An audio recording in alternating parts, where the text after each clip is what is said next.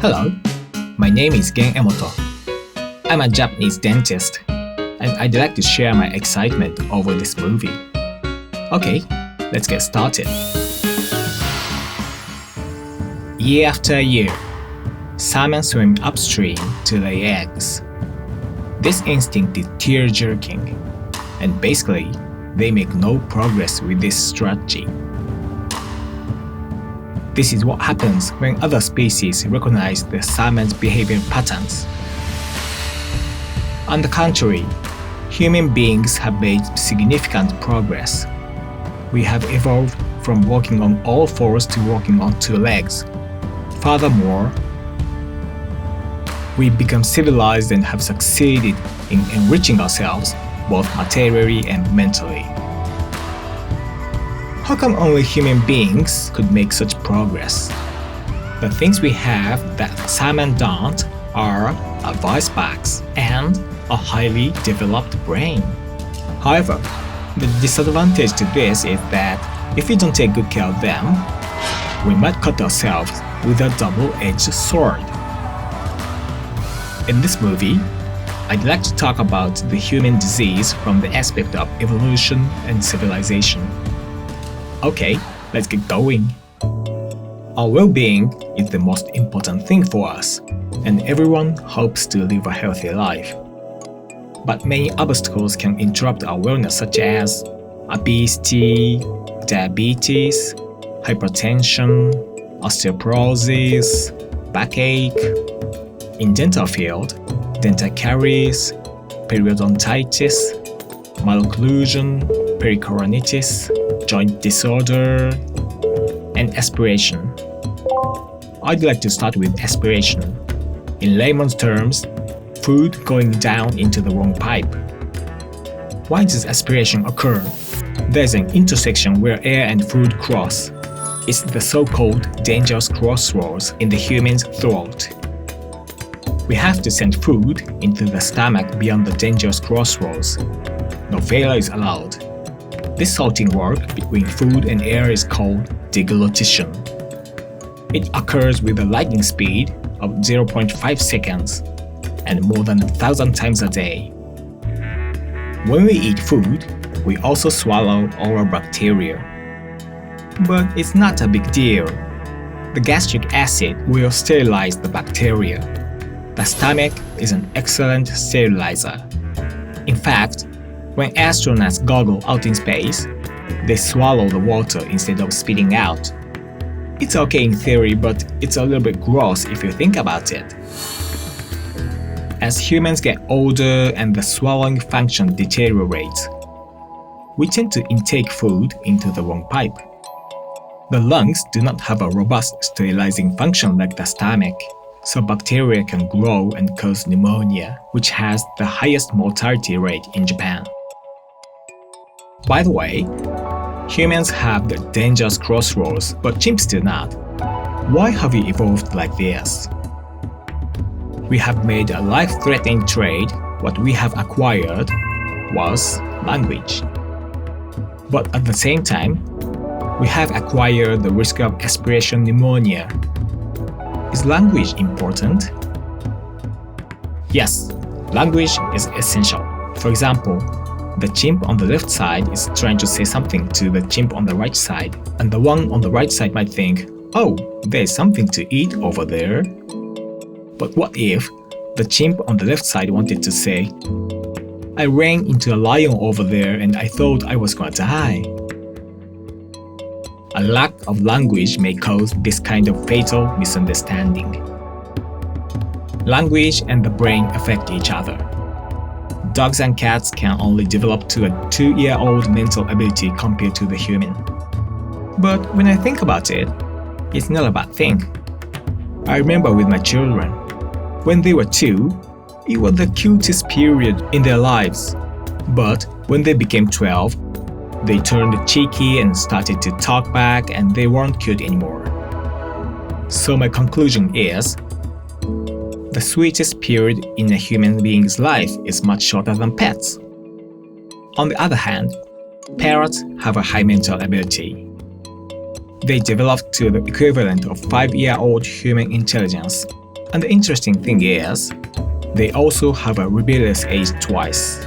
But if you are thinking about purchasing one, be careful. They live to a great age. Evolution is a risky thing, and here I'd like to introduce 2 preventive measures to keep us healthy. First of all, keep your mouth clean to reduce oral bacteria. And second, maintain the oral function whether they are dentures or natural teeth. Okay, I've described the cause of aspiration from the aspect of evolution. Did it make sense? Let's go on to the next topic: backache and temporomandibular joint disorders. Everyone has the burden of life. And do you know how much it weighs? The answer is 5 kilograms. What would you do if you were asked to hold this forever? You have to take it seriously if you have to hold it forever. Would you hold like this? Or like this way? Which way do you think is the easiest? To investigate the efficacy, the image of an axis will be helpful. In theory, the easiest way to carry a heavy pack is to stand straight up and put it on the top. It's a little embarrassing to carry out in my country. If you think about boys' prank, you might be aware of how much we rely on our bony frame. And the burden of our lives is the highly developed brain. Posture is crucial, and lousy posture puts 4 times the strain on muscles. During evolution, 2 parts of the spine bent back as we became biped: the neck and the lower back. Since the lower back curved unnaturally, more than 90% of the body weight pressure attacks the lower back. Moreover, the forward-bending posture caused 3.3 times more stress on the lower back. The farming boom caused the prevalence of lower back pain. We have joints in the face called temporomandibular joints, which are problematic due to evolution. The jawbone of gorilla has a stiff structure. There's a bone spot in the back of the joints, and in the frontal area, large canine teeth fix the lower jaw firmly so that lower jaw cannot shift. On the other hand, humans do not have bone spot nor large canine to stabilize the lower jaw, so our joints dislocate easily. As a result, only humans are susceptible to joint pain, limitation of movement, and clicking, which can all be chronic and difficult to manage. Jaw dislocation causes malocclusion. This is protruding teeth caused by lower jaw retrusion. This is mandibular protrusion. Even though this looks open, molar teeth are biting firmly. This is an open bite due to a dislocated mandible lower and backwards. How should we deal with malocclusion? The cause of malocclusion is a little complicated, but here I want to introduce a countermeasure, which is to do away with oral respiration. Only humans can execute mouth breathing, even though oral respiration seems popular among dogs with protruding tongues. They're just releasing heat and not exchanging gas. We tend to shortcut breathing while speaking, but we should not ignore the nose's function.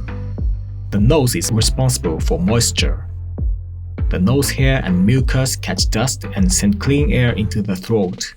But with oral respiration, dried and dusty air hit the tonsil in the throat, leading to catching a cold.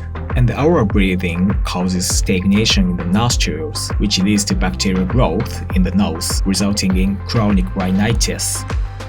The picture on the right depicts the features of oral breathing: open mouth, rounded back, and looking upwards with empty eyes due to the lack of oxygen. You might think, what's the difference between nasal and oral inhalation concerning gas exchange? It has something to do with nitric oxide produced in the nasal mucosa, which increases gas exchange efficacy in the lung. I want to introduce an animal experiment, leading the nostrils with silicone and forcing it only to breathe through the mouth. As a result of that, the monkey's face has changed. Empty eyes and loose lips, peculiar looking. It's obviously unhealthy compared to the monkey on the left. Okay, I went through backache, TMD, and oral respiration. To prevent them, the critical thing is discipline, correcting posture, and closing the mouth. In the olden days, a dreadful father in the Platonic family used to yell at his children. But these days, the fathers lost the power. As a result, malocclusion might be more prevalent than in the past. This is a Japanese letter that means discipline. This letter consists of body and beauty. I will need to acquire functional beauty by carrying these critical things out.